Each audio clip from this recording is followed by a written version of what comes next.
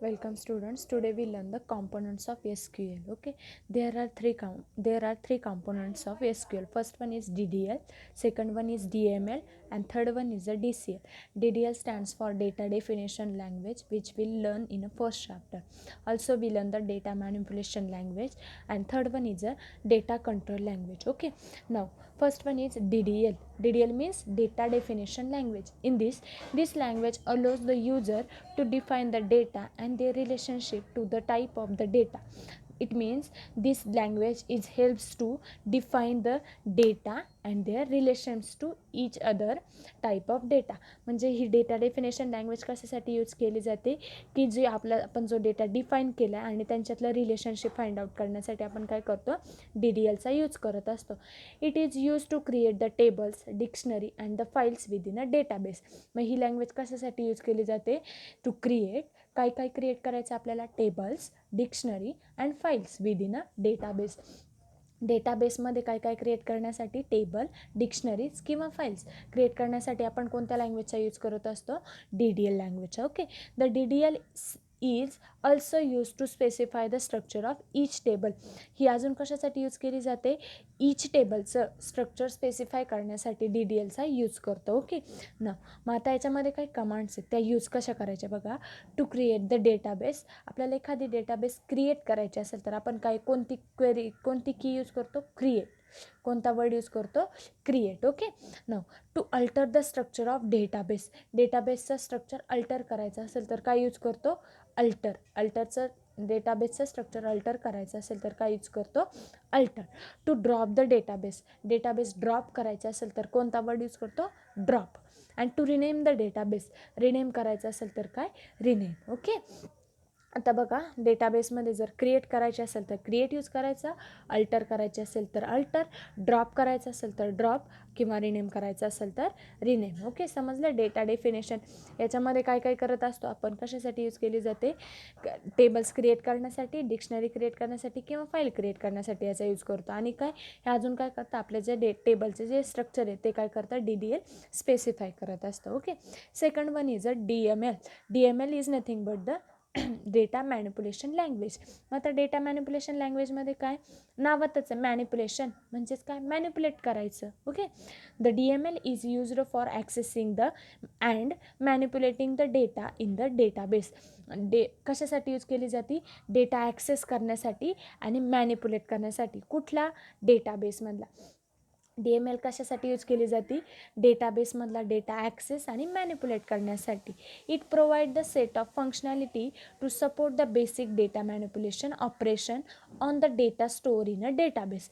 ते कशासाठी तो काय करतो सेट ऑफ फंक्शनॅलिटी प्रोव्हाइड करतो. कोण DML काय करतं काय फंक्शनॅलिटींचा सेट आहे तो काय करतो प्रोव्हाइड करतो. कशासाठी to support the basic data manipulation operation on the data store in a database.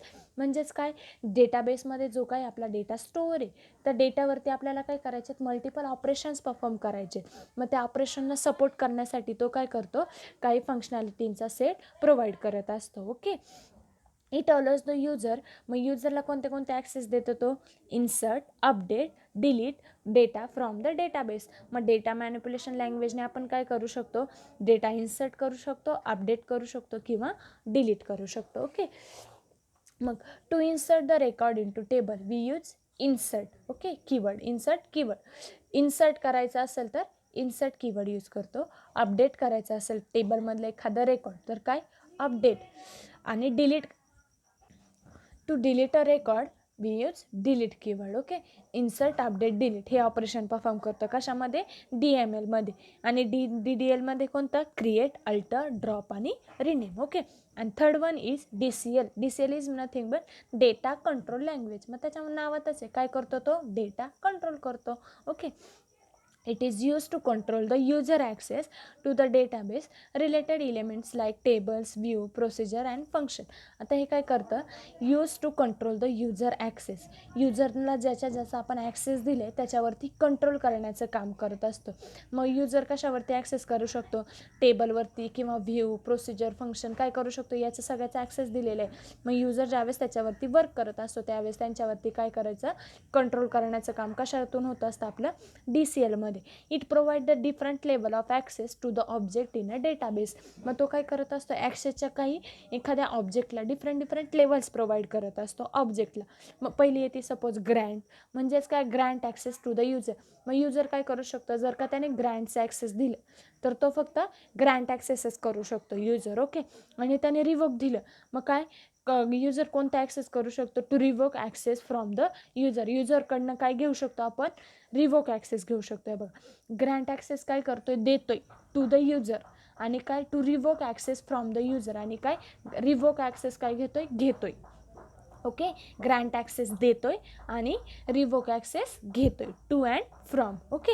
आता DCLमध्ये 2 सब टाईप आहे. पहिले येतं डेटा क्वेरी लँग्वेज आणि दुसरे येतं transaction control language. Okay. No sorry, this is fourth component of SQL. Sorry, this is fourth component of SQL. Fourth one is data query language. Into that, the command of SQL that are used to retrieve the data from the database are collectively called as DQL. Sorry, आता DQL कशाला म्हणायचं, की the command of SQL that are use to retrieve the data from the database are collectively called as DQL. म्हणजेच काय करायचं आहे, आपला जो डेटाबेसमधला डेटा आहे तो काय करायचा, आपल्याला रिट्राईव्ह करायचा आहे. ओके. म्हणजे थोडंसं अपडेट करायचं आहे किंवा काही करायचं आहे त्याच्यामध्ये, रिट्राईव्ह करायचं आहे.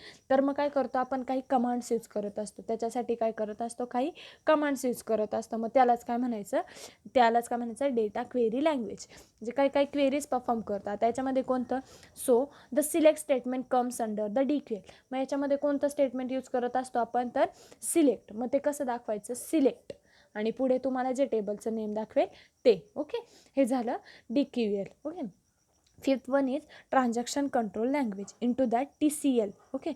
The TCL statement allows you to control and manage the transaction to maintain the integrity of data within a SQL statement. मग ज्यावेळेस तुम्ही हे SQLचे स्टेटमेंट परफॉर्म करत असता त्यावेळेस तुमचा जो डेटा आहे त्याची इंटिग्रिटी मेंटेन करण्याचं काम काय कशामध्ये केलं जातं, तर ह्या TCLमध्ये. ओके. ज्यावेळेस तुम्ही तुमच्या SQLच्या क्वेरीज परफॉर्म करत असता, स्टेटमेंट परफॉर्म करत असता, त्यावेळेस ते जे ट्रान्झॅक्शन होत असतं ते कंट्रोल आणि मॅनेज करण्याचं काम पण काय करतं, TCLमध्ये केलं जातं. आणि ते कंट्रोल आणि मॅनेज करता त्यांच्यातली इंटिग्रिटी पण काय केली जाते, मेंटेन केली जाते. Okay.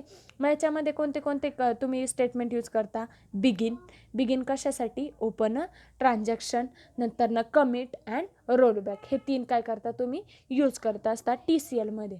Okay. If you have any query then ask me. Okay. Thank you.